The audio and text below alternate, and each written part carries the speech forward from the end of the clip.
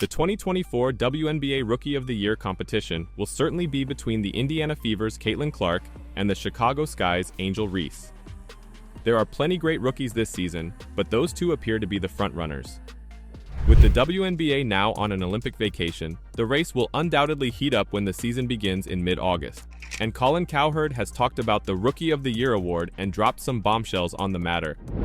You know, I've said this, that I think Angel Reese and Caitlin Clark, the rivalry is great. I don't need Caitlin Clark to win everything. It's a magic bird thing, back and forth. If Angel Reese wins Rookie of the Year, good for her. I like the back and forth. But I just want to tell you that Caitlin Clark last night had 19 assists in a game to set a league record. She's a rookie on a bad team. She has scored or assisted on 66 points, 71% of the Fever's points. That's the most ever in league history. She's breaking records every week. The Rookie of the Year competition has sparked much attention and fierce controversy in recent weeks, with Fox Sports expert Nick Wright claiming that Caitlin Clark presently has an advantage over Angel Reese. During a recent episode of his show, What's Right with Nick Wright, Wright explained why he feels Clark is the better choice over Reese. I saw Shaq yesterday come out and say Angel is the Rookie of the Year. She's not. Could it change post-Olympics maybe? But right now it's pretty clear, if we're doing a fair voting, up to this point if they voted, there should be a unanimous first place and a unanimous second place, Wright said. No one should have Angel lower than 2, but you can't make a cogent basketball-related argument that Caitlin Clark hasn't been the Rookie of the Year thus far. Are you on board with these two guys? If you ask me, she has to win Rookie of the Year. I don't care if she breaks every record and wins every prize. She is the only one at this level at the moment. This season, both Clark and Reese have averaged almost double-doubles, with Reese scoring and rebounding and Clark scoring and assisting. Reese just established the WNBA record for the most straight double-doubles in points and rebounds, while Clark recently broke the record for most assists in a single game. At the end of the day, Angel Reese may not win Rookie of the Year over Caitlin Clark. While the race is being more and more favored towards Caitlin Clark, there is no disputing Reese's influence on the Sky this season. The Sky may not have a winning record halfway through the regular season, but Reese has managed to ignite a fan base and provide a level of enthusiasm to the team that it hasn't had in a while. That is, of course, aside from her on-court influence. Reese's game is still certainly a work in progress, particularly her attacking game, but she oozes toughness, physicality, and intensity on the court. She has a talent for rebounding, and no, she does not stat pad. Reese has started all 24 games with the Sky, averaging just over 31 minutes per game. She averages 13.5 points, 11.9 rebounds, 1.8 assists, and 1.4 steals while shooting 40.2% from the field and 76% from the free throw line. The Sky are presently 10, 14, and rank 8th in the WNBA standings. But then there is Caitlin, and wow, does she fit into another league. What she has done in 26 games cannot be praised enough, and if you think Reese is good, Clark is from another planet. Yes, they have totally different profiles and play styles, but Clark has an aura around her. The playmaking and shooting she is producing game after game, let alone the records she is breaking, is something that makes you sit on the edge the whole game.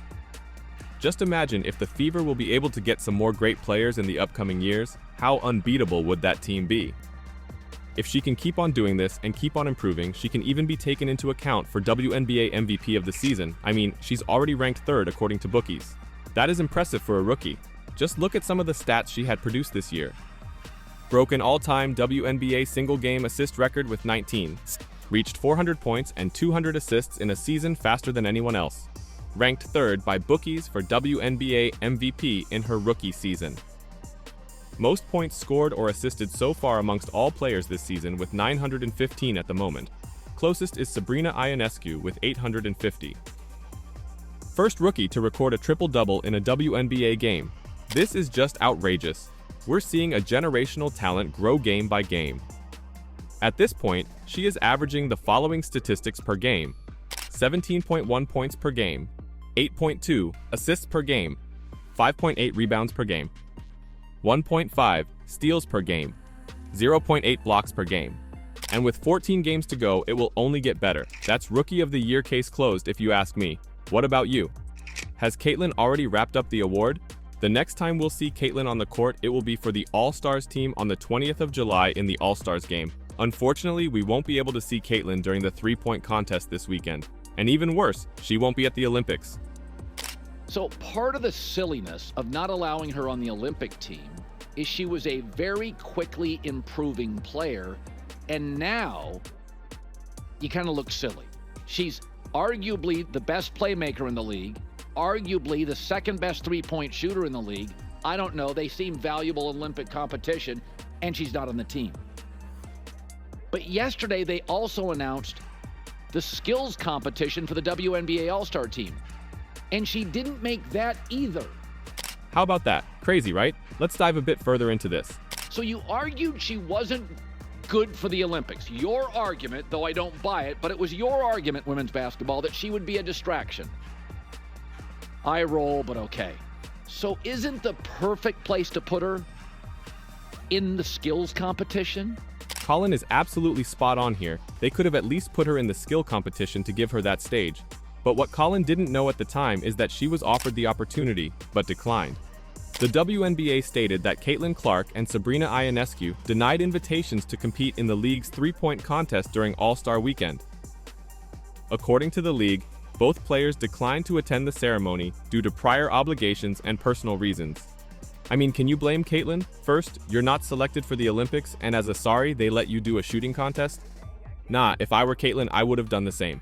Take a rest and absolutely destroy Team USA a day later in the All-Star game. What are your thoughts on that? Would you have loved to have seen her in the skills competition? After the All-Star game, she will finally have her first break from basketball since September 2023.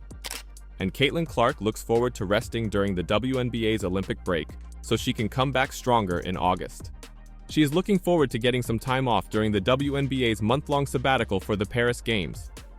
Despite breaking a WNBA record with 19 assists in the Fever's game against the Wings on Wednesday before the break, Clark voiced a need for recovery after a demanding year of non-stop play.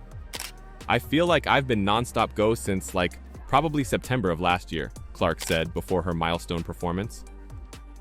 Clark was the first overall pick in the WNBA draft after Iowa advanced to the national championship game for the second year in a row.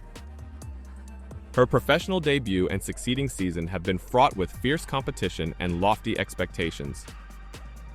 Clark will play in the All-Star game against the United States Women's Olympic squad in Phoenix on Saturday night. Following the game, she intends to take roughly a week off before the Fever start their activities in preparation for the post-Olympic vacation. Indiana's first game back is set on August 16th at home against the Mercury. "I think it'll be really good for myself and my body," Clark said. "You're getting close to a full year of just playing basketball non-stop. So it'll probably be a little weird for me not playing games, but I think it's definitely going to be good for my body." Clark leads all rookies in scoring, 17.1 points per game, and assists, 8.2 per game. Over the last 9 games, she has averaged 11.9 assists. "She's going to get a breather and get some rest. I think it's just great," Fever coach Christy Sides said. "She's just been going so hard for quite some time now. I think it's going to help her so much just to kind of decompress." Clark has played 65 official games since Iowa's season opening in November, excluding 2 exhibition games. The Fever's rocky start to the season, along with a grueling schedule, exacerbated Clark's issues. However, the squad has rebounded with 10-7 after a 1-8 start, and is now in the postseason picture. "Honestly, I feel pretty good," Clark said. "I think the beginning of the season was probably the most difficult for me. Just the adjustment of, first of all, playing in this league, and then second of all, the schedule that we had, playing a game, having a day off, playing a game. Although we'll have to miss Clark during the Olympics, we'll get to see a rested and even better trained one when the league resumes in August. That is at least something, right?"